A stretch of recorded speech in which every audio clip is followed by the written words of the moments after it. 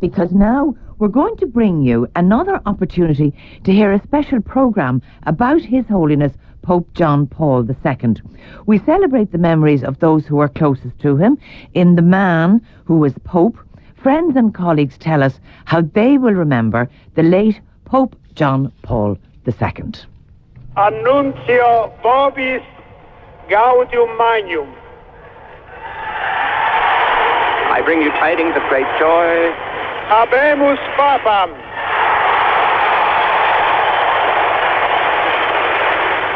We have a Pope.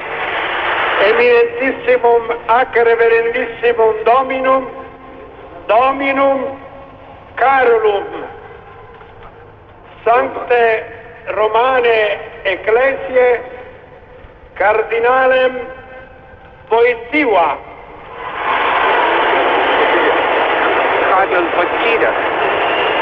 Cardinal Wojtyła of Poland.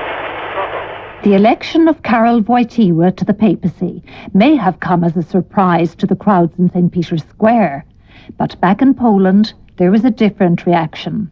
At the moment when it was first known, I was in a meeting in my parish of Nowa Huta, this industrial part of Kraków, and we talked about our future work and also about the possible result in Rome. And then the priest came and said, he is Pope.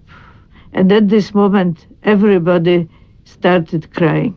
We won't see him again. We will not be his people anymore. We had so many projects to be realized with our bishop, and now we are deprived of this presence. There was hardly much astonishment because we, in a sense, we guessed, we knew that something is up in Rome. Already after the election of John Paul I, there were such rumors. So we are not so terribly astonished. Still we were shocked, and the first shock was not that of joy, but of loss. Before hearing this news, I heard the news of the death of John Paul I, and I was told that when the news was publicly spread during the breakfast, when Cardinal Wojtyła was together with his friends, he changed on his face immediately. Probably he already knew after the conclave that it could have consequences for him. For us, it was just the recognition of the existence of the church behind the Iron Curtain. In the time when all religious news were censored, when even sermons or homilies preached by the popes were not always accepted in the Polish press, when Paul VI couldn't have arrived to Poland because the party rejected this project, it was just recognition of the church behind the curtain. Archbishop Józef Rydzyński of Lublin in Poland. But what kind of man was this new pope? What does Halina Bortnowska remember of him? Oh, very, very many things, because I knew him as a young professor who was called uncle by the group of students and many groups of students, not just the one in which I happened to be. He was, in a sense, a very Catholic uncle to very many. How we trained him and how he trained us, how we trained him in understanding of the young people, of our own emotional life, of our own personal problems, which were part of his pastoral experience, and also how he gave us courage to experiment with great ideas and with listening to the call of God in our lives. I see him climbing mountains as the leader whom we hardly could follow because he walked too quickly. I see him in a canoe on our lakes, also stronger than most of us, enjoying the freedom of this kind of life, but never choosing it before his duties. Well, I think the two most influential figures in Karol Wojtyła's early life were his father, who was his family after his mother died when he was 9 and his brother died when he was 12. And I think the integrity of his father, the piety of his father's demonstration that manliness and piety go together, they're not opposites, they're not in tension, was terribly influential.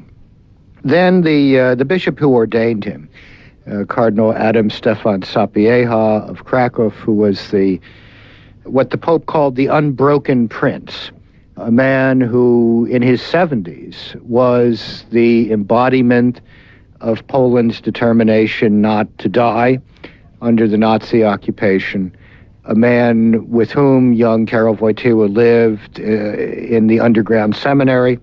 I think he saw in Sapieha the model of a bishop as the defender of his people, and a man who every night would bring the troubles and difficulties of the day before the Lord in prayer in his chapel. That was the chapel in which Karol Wojtyła was ordained a priest on November 1st, 1946. That's the chapel in which he celebrated Mass hundreds of times when he became the Archbishop of Krakow.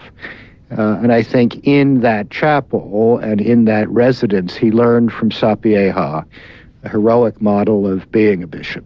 When as a bishop, he attended certain meetings of our editorial board, and at the end of such a meeting, he could give, without any notes, a perfect summary of whatever happened, who said what, that he considered important.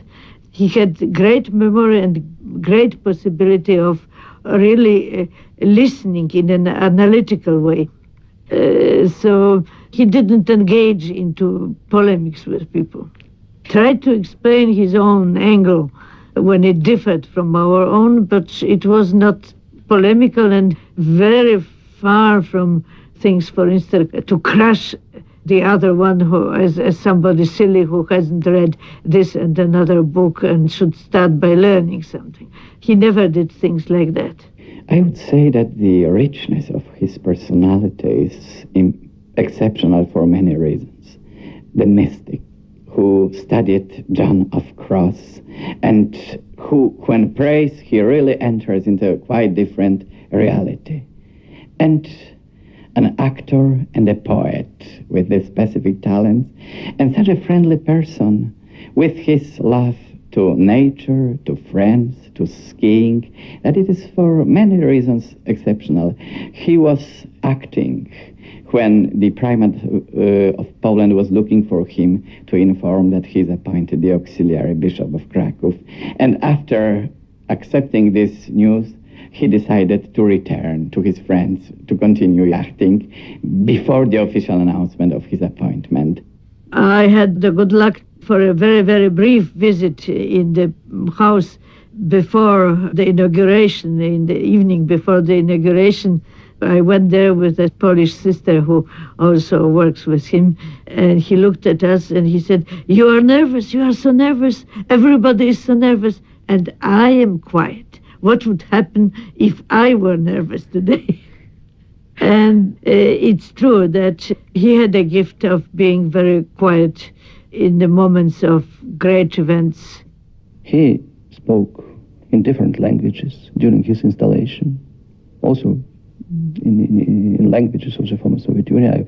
At this time I was in Lithuania, and so all Lithuanians, they were very, very proud. For the first time in history, Pope gave his message also in Lithuanian language. Later on, we had an opportunity to hear by radio that during Christmas or Easter, usually he gave his messages in 50, 60 languages.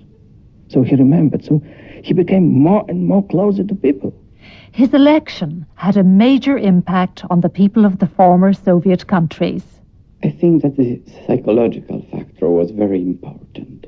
The people who were always criticized by the party activists after this election did recognize their values.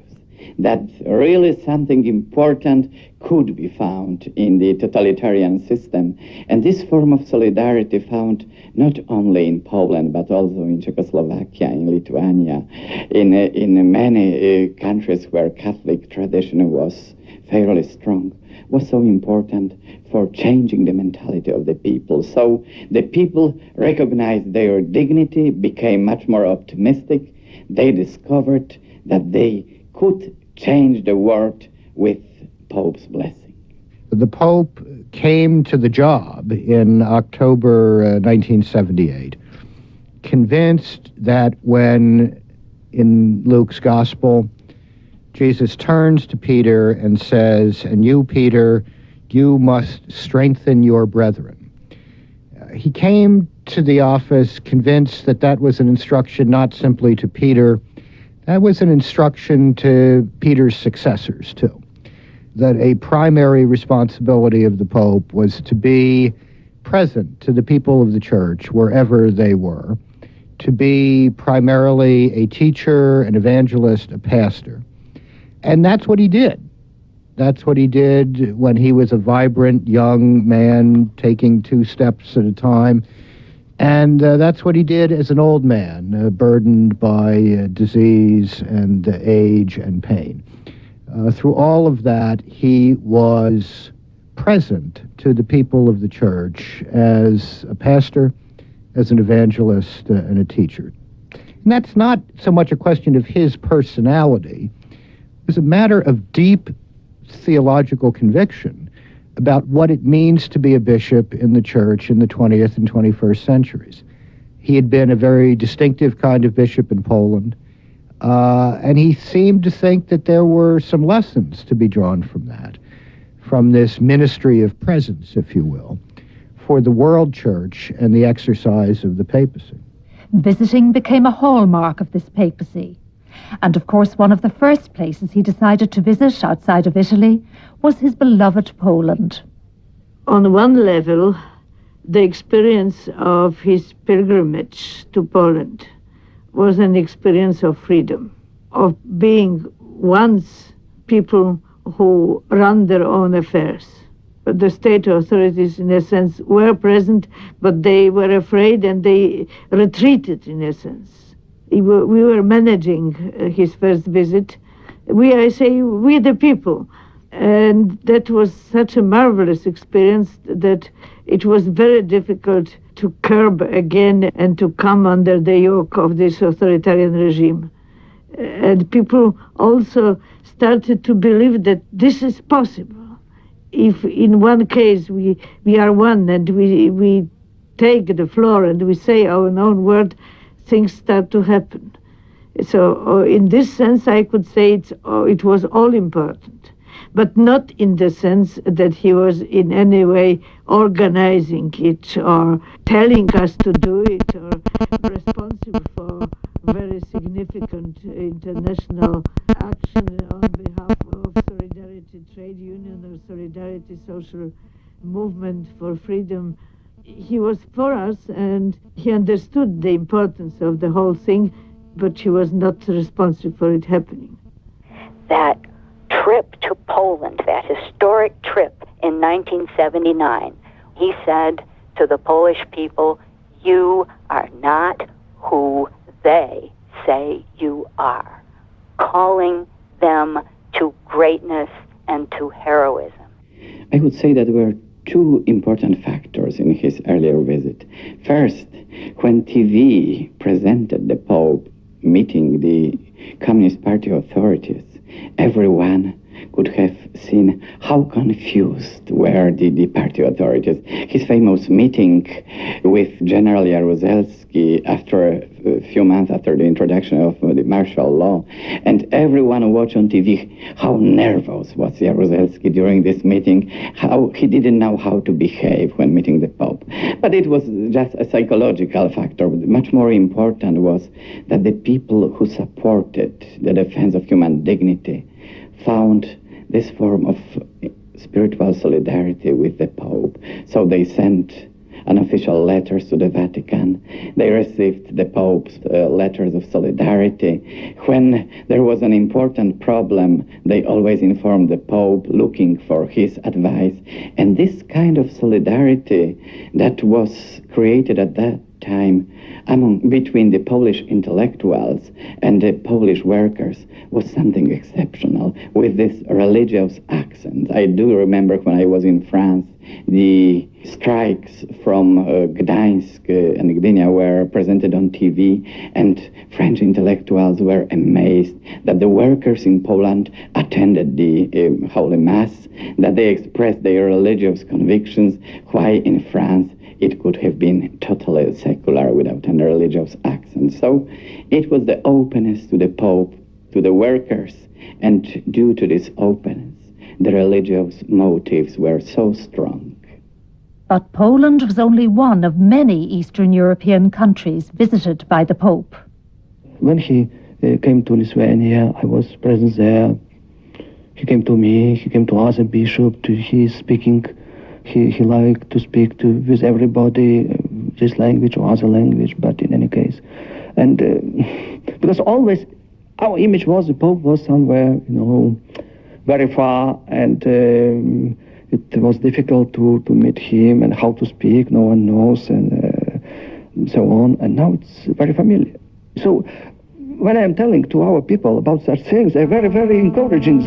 They know that there is one who always is thinking about them and also always praying. He assured me that he prays every day for us. Archbishop Kondrusevich from Moscow.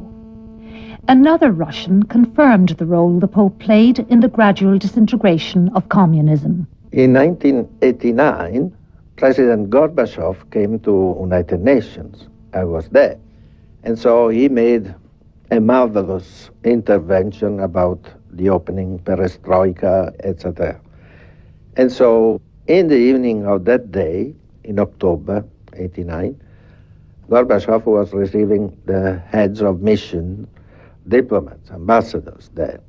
And so I went too.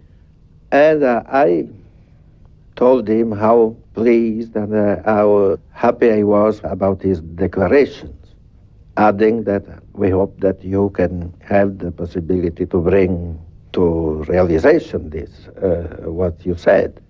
And President Gorbachev told me, yes, but your Pope has done much more than I did. I heard this with my ears, and so I tell you. And that is why, just to say that the action of the Pope has been very, very positive in changing that. He became a very, very special instrument in the hands of God. So his merit is extremely significant for spiritual resurrection of the Soviet Union, for confirmation of faith, and I do hope of future development. Coming from Eastern Europe, it was inevitable that Pope John Paul II would bring a whole new perspective to the papacy. Papal biographer George Weigel. I think John Paul II was the center of initiative in the Vatican. It was he who decided that this would be a papacy of pilgrimage around the world. It was he who launched the World Youth Day initiatives. It was he who crafted the teaching of this pontificate. It was he who insisted that 1900 or more years of difficulty between Christianity and its parent, Judaism, had to be overcome, and it was he who took the initiative to go to the Synagogue of Rome, to go to the Holy Land, to pray at the Western Wall of Herod's Temple. This is all his initiative. And I think that both reflects his personal experience, a man who had grown up under two tyrannies, and was certainly likely to be a man dedicated to the cause of human freedom around the world. But I think it's also a reflection of his commitment to the Second Vatican Council. The Church's engagement with social, political, and economic life the new dialogue with Judaism, the dialogue with other world religions, all of this is prefigured in the documents of the Second Vatican Council, and I believe that he believed that it was his responsibility to bring those documents to life in the life of the Church. These views are supported by Archbishop Michael Fitzgerald, President of the Pontifical Council for Interreligious Dialogue. The Pope has built on what has gone before, and I think that you could see the key in all his pontificate really in the Second Vatican Council, which opened up a new perspective for the Church, and also in this field of relations with other religions. And our Pontifical Council didn't have any trouble really with any program, because all we had to do was to follow the lead the Pope had given us. He was taking the initiatives and we were running to try to catch up with him. One of the areas to receive special attention was the relationship between the Roman Catholic and Jewish faiths. He is deeply committed to this process of Catholic-Jewish reconciliation. He sees this as one of the great responsibilities and achievements of his pontificate, which it is. No pope has ever devoted himself with such commitment to this particular issue, even though we must acknowledge the pioneering role of John the 23rd. But Pope John Paul II is the first pope to visit a synagogue, to refer to the Jewish people as our dearly beloved elder brother of the original covenant never revoked. He condemned anti-Semitism as sin against God and man. He has gave his full weight to the establishment of full relations between the State of Israel and the Holy See. He has visited the State of Israel at Yad Vashem, showing profound solidarity with Jewish suffering, which is part and parcel of his own experience of the pain of that time. At the Western Wall, showing his respect for Jewish tradition and history, and with that powerful act of putting that text from the service of forgiveness, a liturgy, not just a statement, a liturgy, asking God's forgiveness for the terrible things done to the Jewish people in the name of the Church of history. In other words, not just another, which we need to point out, it's not just another human tragedy. It's a human tragedy born out of a religious perception and teaching, even if today the Church says it was a perverted attitude and tragedy. That's what made it so unique in that regard. So he is the great hero of this amazing historical process of Catholic-Jewish reconciliation, and not just Catholic, because it's impacted on the whole Christian world. Rabbi David Rosen, former Chief Rabbi of Ireland, who has been working on this issue for many years. He witnessed at first hand the impact of the Pope's visit to Israel. The visit as a whole, I think, was an achievement, a success beyond expectations.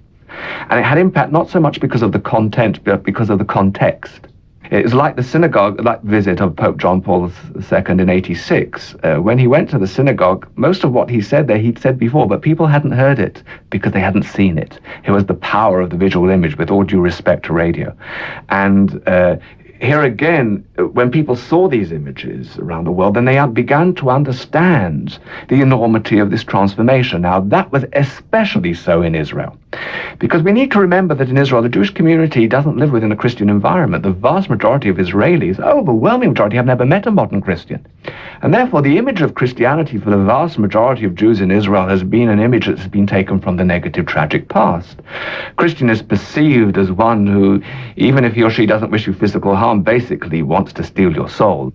So that when somebody like myself would say to my colleagues in Israel, as well as even to the rank and file, there's been an incredible revolution, they would say, yeah, we know, and they wouldn't take it too seriously from that particular perspective, and certainly not before there was establishment of diplomatic relations with Israel. But when they saw these images of John Paul II, and I must say, his sense of the drama, I'm not suggesting, God forbid, that it's not genuine, totally genuine. His sense of the drama means that he is a powerful communicator even without words. And for people to see these moments, both at Yad Vashem and at the Western Wall, and the state receptions and his meeting with President Weizmann, and to discover these stories of his own personal contribution to saving Jews and to restoring Jews to their own background and to his own identification with that suffering, the impact was tremendous. Saying sorry is perhaps the most important thing. The act of penance of the Church for its own sins against the Jews, against Islamic peoples, for the Crusades, for Holocaust. Since the Gospel time, nothing similar ever happened. The theology was dominated by the idea that the church can be identified either with the kingdom of God or with Jesus himself, and penance was something very alien to this idea. This act puts the church in its proper perspective. As Helena Bortnowska mentioned, the Islamic world also became a focus for the Pope's attention. John Allen of the National Catholic Reporter. I would say that of the trips I made with the Holy Father, perhaps the one in terms of its long-term significance that stands out in my mind was the trip to Syria, in which he became the first pope to enter a mosque. It was the Grand Umayyad Mosque in Damascus. I mean, in part just because it was such striking visual symbolism, because he had the Holy Father, who at that stage was 81, walking arm in arm with the 86-year-old Grand Mufti of Syria. Neither man could stand on his own, but leaning into one another, they were able to support one another, and they shuffled across this carpeted floor in the mosque to the tomb of John the Baptist. Well, at the visual level, that was quite striking. But I think also in terms of the just cultural significance of the thing, and I'll make 2 points about that. One is, immediately after September 11th, 9 days later, we took the papal trip to Kazakhstan, which is a predominantly Muslim nation. And in Astana, which is the capital of Kazakhstan, the Pope celebrated a Mass. There were about 50,000 people there, of whom probably 48,000 were Muslim, mostly young. And I sort of waded into this crowd, wanting to talk to these young Muslims about why was it that, they felt they wanted to come to a papal Mass, and didn't that create, especially in the wake of 9/11, didn't that create some odd dynamics? And almost to a person, so much so that I'm convinced this was not a scripted response. What they told me was it was okay for them to be at that Mass because the Pope had reached out to them in Damascus. In other words, that he had visited them, he had shown his respect to Islam, and it became obvious that that visit to the mosque had a pretty wide resonance in the Islamic world and in Arabic media and so forth. That visit to the mosque also became important later during the U.S.-led war in Iraq, because you may remember that prior to the war, the great fear that everyone had was that it would trigger a broader Christian-Muslim conflagration, and that the leading indicator of which would be an anti-Christian backlash in the Arab world, which simply didn't materialize. And during the course of the war, I spent a lot of time talking to experts in Christian-Muslim dialogue in the traditional hotspots, the places where there's been conflict.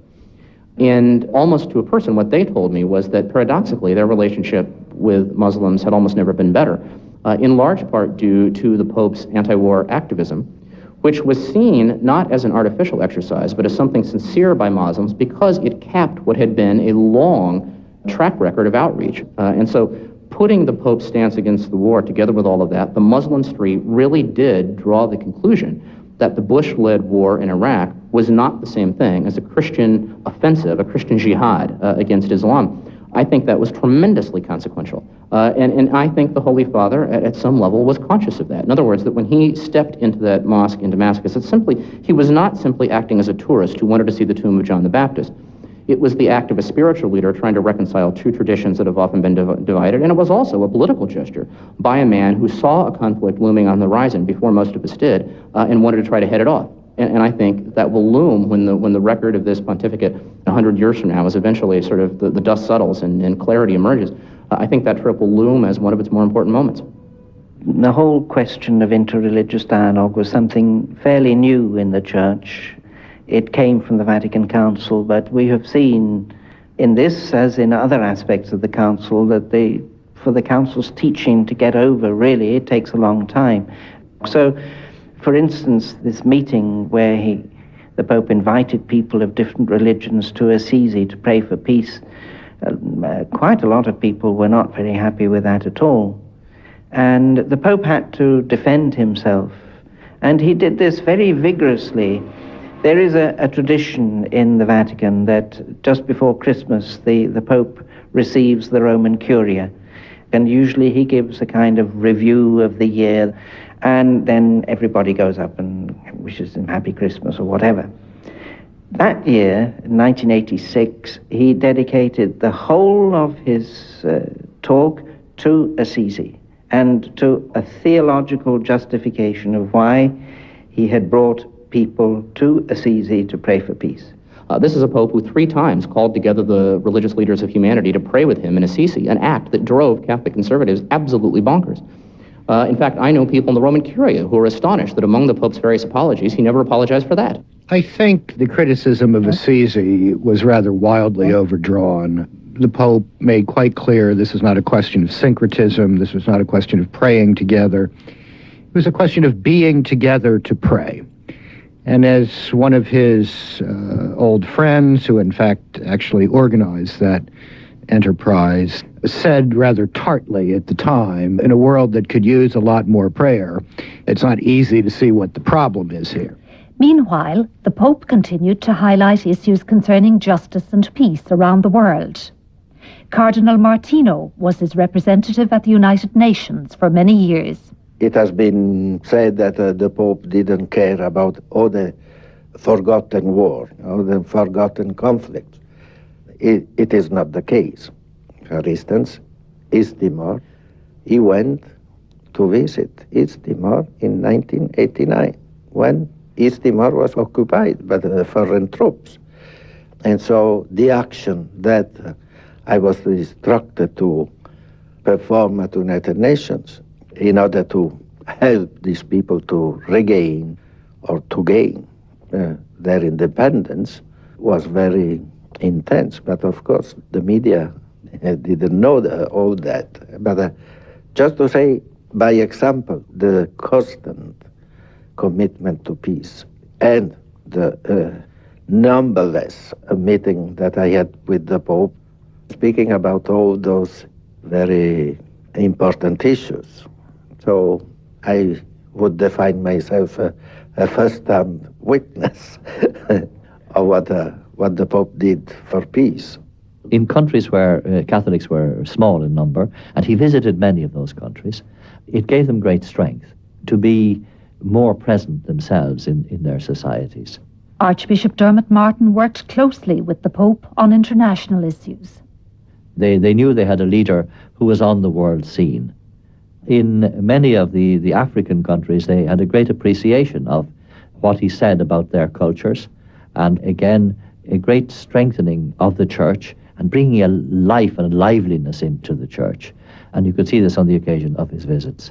He was a person who would go into countries and was quite able to say what he wanted to.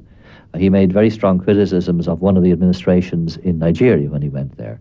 He insisted against even the advice of many of his people in going to Sudan as a symbol of his solidarity with the church in Sudan, which was going through difficult times.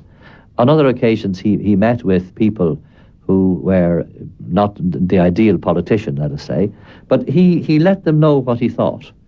And he never allowed himself to be compromised in those discussions. I would say that Pope John Paul II has been a great defender of human dignity. And so, on this, he built his defense of human rights. And because of the human dignity, the human person must be at the center of consideration for every progress. So the centrality of the human being, which is a Catholic doctrine. But this has been, for the Pope, the central motto, I would say. And he has done everything in social, moral, promotion of peace, based on this conviction that human dignity must be respected, and of course, human life. This is the first pontificate in the history of the Church that ever articulated a fully developed Christian anthropology, a Christian view of the human person. This is a pontificate which dramatically developed the social doctrine of the Church and made the Catholic Church perhaps the world's foremost institutional defender of human rights and the world's foremost institutional promoter of democracy. Certainly he dreamt to bring with clarity the Church to the third millennium without being a Father Peter Hans Kalvenbach, Father General of the Society of Jesus. He was very clear on the level of the theology of liberation, but he took over from the theology of liberation this concern for the needs of the people, and that could be a child that was kidnapped, it could be the independence of a nation, It could be peace and justice somewhere in the world, but this was something that with great clarity he brought to the world as a conscience of humanity. Nobody will say that he was a social activist, but he brought to the world the Good Samaritan. And on that point, he knew very well how to use radio, television, songs, and also his own behavior, to bring to the world very clearly, this is what the Lord has revealed to us. He was, on issues of social justice, by the standards of secular Western politics, a raging liberal. This was a man who believed in strong government intervention in the market to ensure just outcomes. This is a man who believed in universal education and health care. This is a man who was an abolitionist on capital punishment. I mean, I've always said that the Democrats, not the Republicans, but the Democrats in the United States could not have nominated John Paul for president because he would have come across as too liberal. The Pope attached so much importance to the development of social teaching that in 1994 he set up the Pontifical Academy for the Social Sciences. I think if it were not for the social teachings elaborated by this Pope, all of them growing out of and expanding themes in the Second Vatican Council, I don't think there would be a Social Science Academy if this weren't a period of great development in the social teaching. And of course, there had to be great development in the social teaching, because think about how the world's economies have been transformed by globalization in this pontificate. Think of how age-old patterns of family life and work life have been disrupted by large social changes in this pontificate.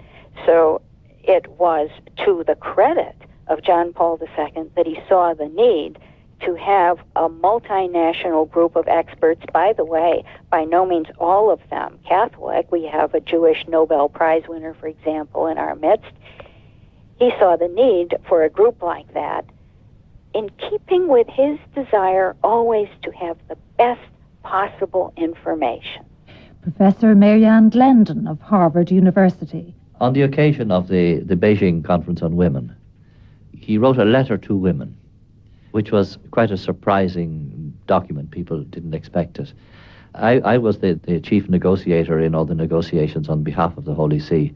And it was very interesting that this document was taken up and read by the leaders of the other delegations, many who came from very secularist governments. And I enjoyed talking to them. They'd all read this document and were quite struck by the fact. And they tried to identify, who is the person who was writing this document. And I can remember talking to him and saying this to him. And he was quite fascinated by this. But he said, I've also wrote Mulieris Dignitatem, in which my position is much more evident. And he was very clear on the occasion of the Conference on Women that a woman should be head of the delegation of the Holy See. My colleagues here at Harvard Law School asked me, those who are accustomed to representing governments in international settings, they said, what was your brief? What were your instructions? And they could hardly believe my answer, which was that as far as the Pope was concerned, he had chosen a lay woman to lead a delegation and allowed her to write her own speeches. He made no corrections or changes in any of my speeches, nor did any of the members of the Secretariat of State. My delegation was composed largely of women from every continent. It was the only delegation to that women's conference that was broadly representative of all women. And it was a delegation, I'm going to tell you, the one instruction that he gave us was try to be a voice for the voiceless. Many people view this Pope as being controlling or dogmatic. My experiences and perceptions of him are exactly the opposite. He always wanted to know what we thought about big problems. He was a great listener. Like all very wise people, he was very intellectually curious. He asked questions. He wanted information, and ultimately, he wanted us lay women to take responsibility ourselves with his encouragement for working out approaches to some of the unprecedented problems that face women in our time. So, a listener, a leader, and a teacher, with a lifelong sense of curiosity. What else did he bring to the papacy? For me personally, the most important feature is always the clarity he brought to the church. Because he was a bishop under communism, he had to be a man who could speak out very clearly. Yes is yes and no is no. And so for me, the most significant feature of John Paul II remains that he brought clarity to the truth, not the truth of the church, but the truth of the Lord revealed to the church.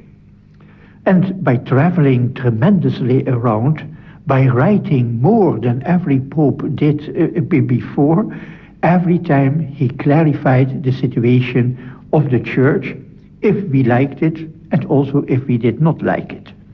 John Paul II could only be understood as a Christian disciple.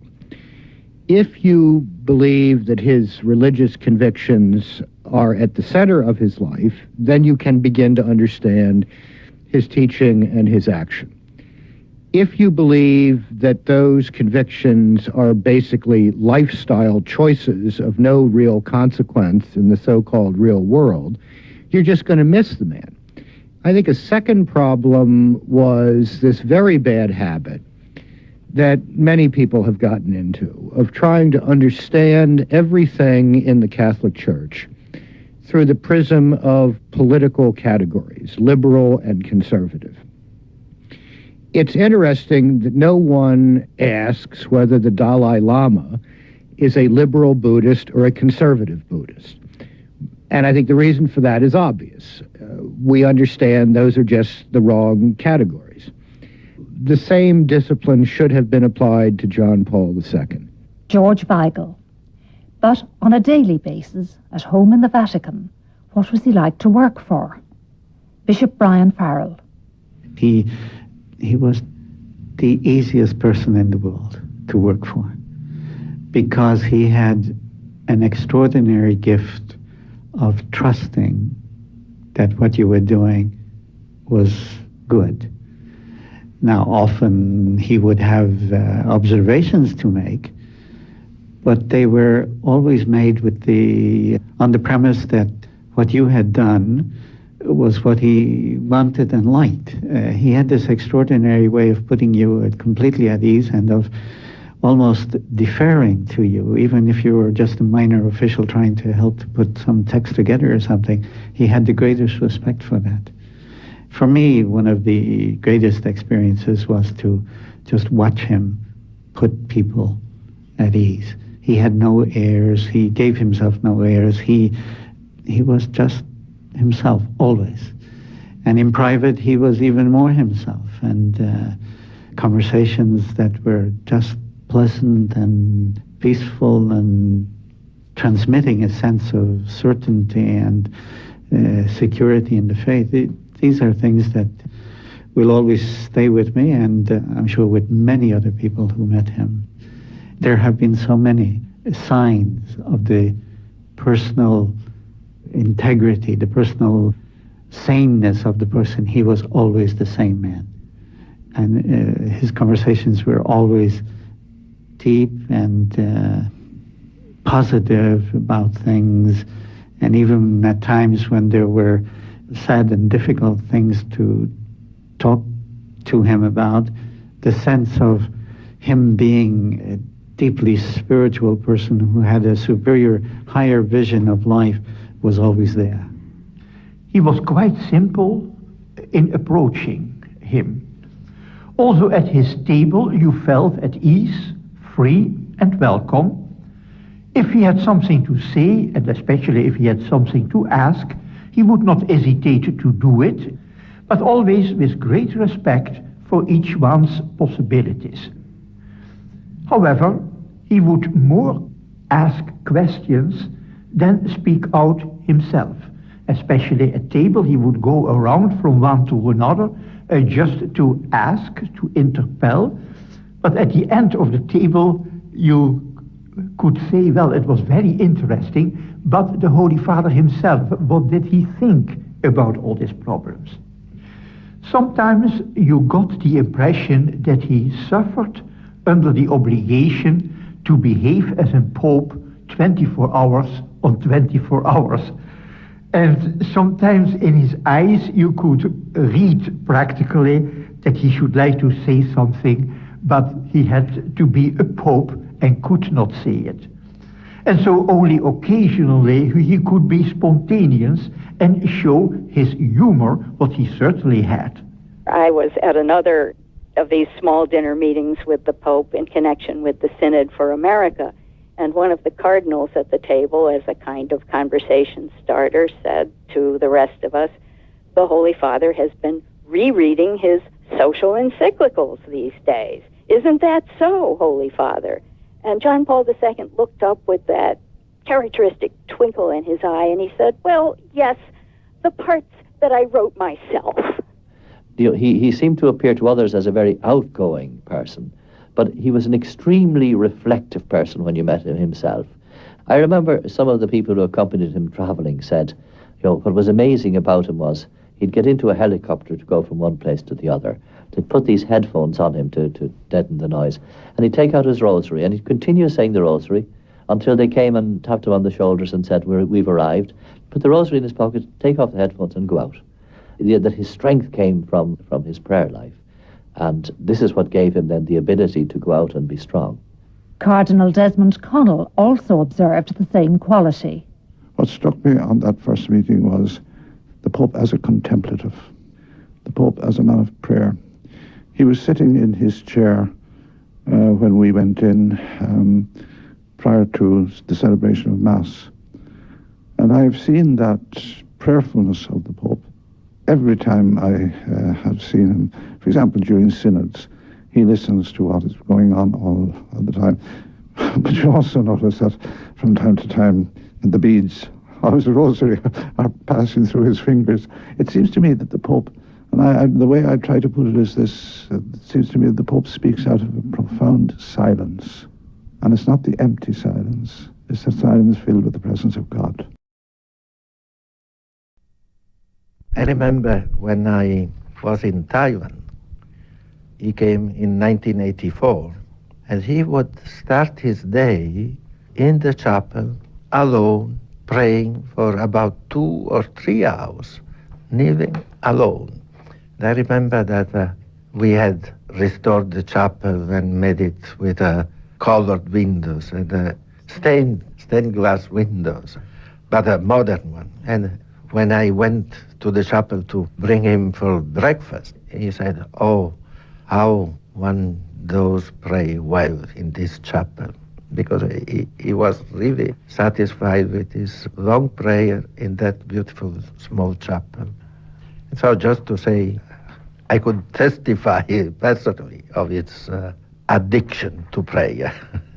If people who see the Holy Father as having been harsh and dogmatic would only read some of his writing, for example, his conversations with an Italian journalist called Crossing the Threshold of Hope, where the first question, it's a rather impudent question, but a good one, the journalist says, do you ever have doubts? And the Holy Father replied, of course I have doubts.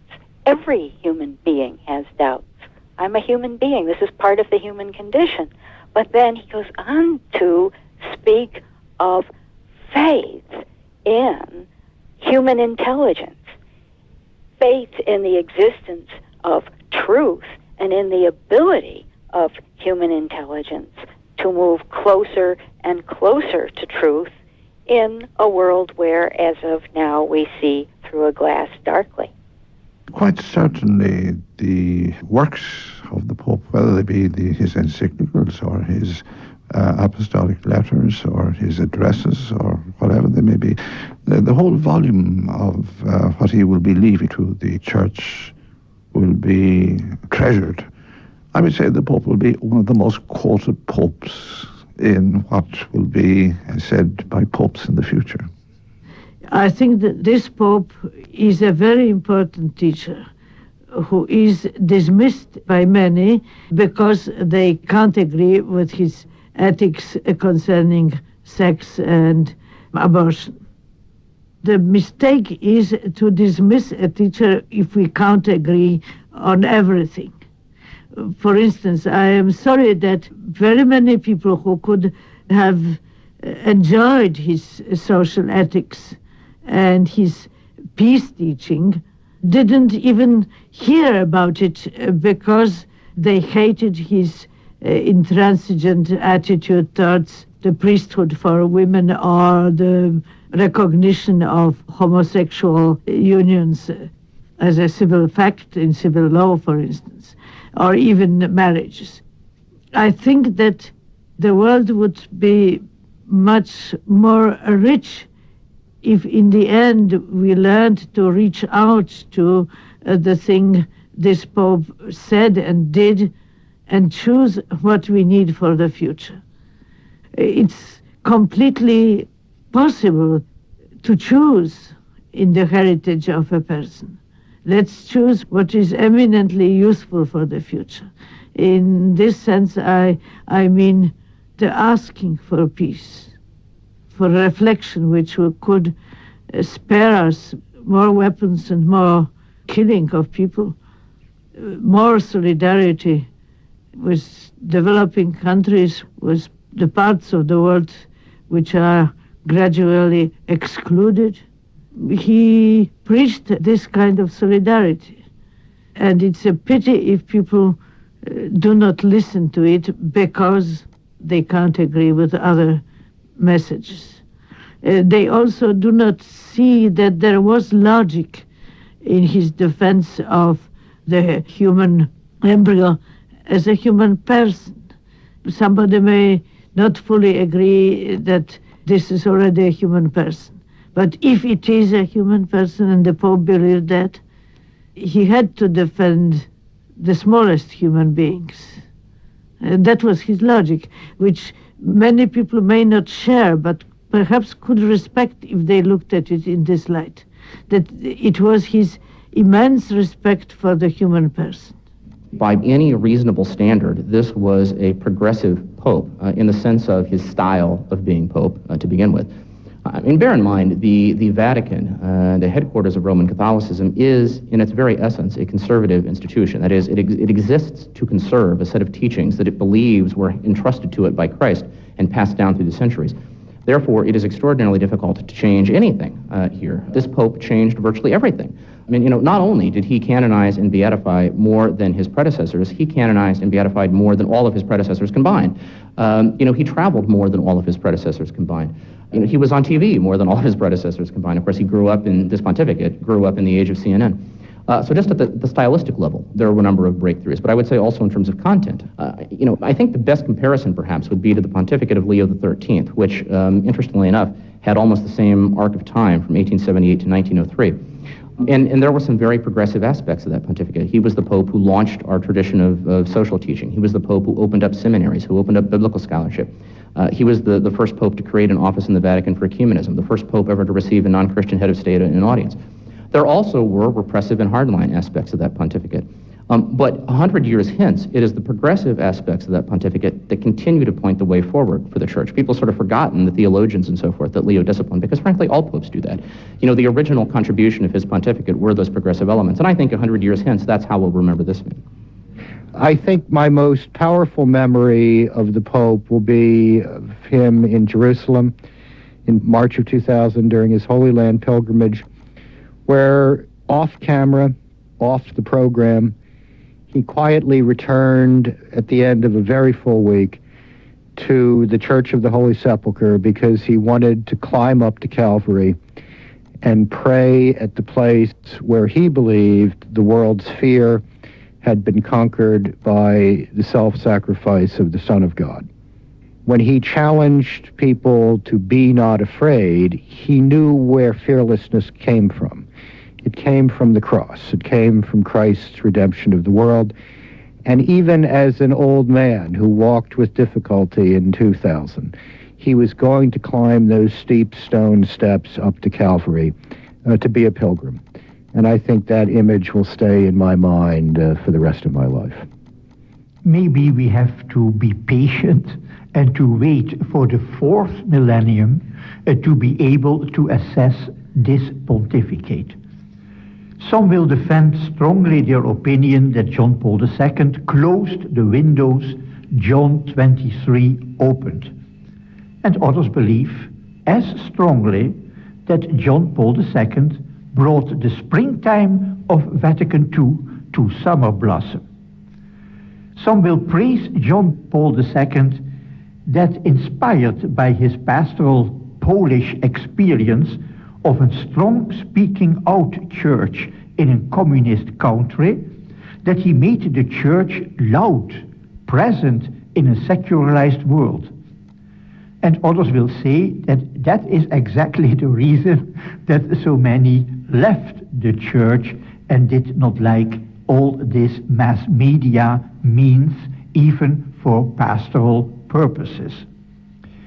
I really believe that he brought the church on the world scene as no pope probably before, but how to assess all this, I think we have to wait once more the fourth millennium.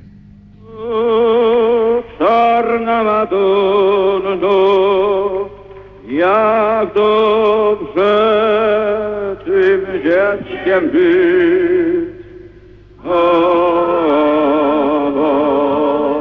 czarna Madonno, w ramionach twoich się skryć. The Man Who Was Pope was presented by Freda McGough and produced by Mary Carton. Sound supervision was by Anton Timoney. And that concludes our special broadcast today, the day of the burial of Pope John Paul II. Thank you very much for joining us. We'll now hear from the boys of the Palestrina Choir, who will sing In Paradisum from Fauré's Requiem, recorded earlier this week in the Pro Cathedral. And today's broadcast was an RTE Radio 1 production.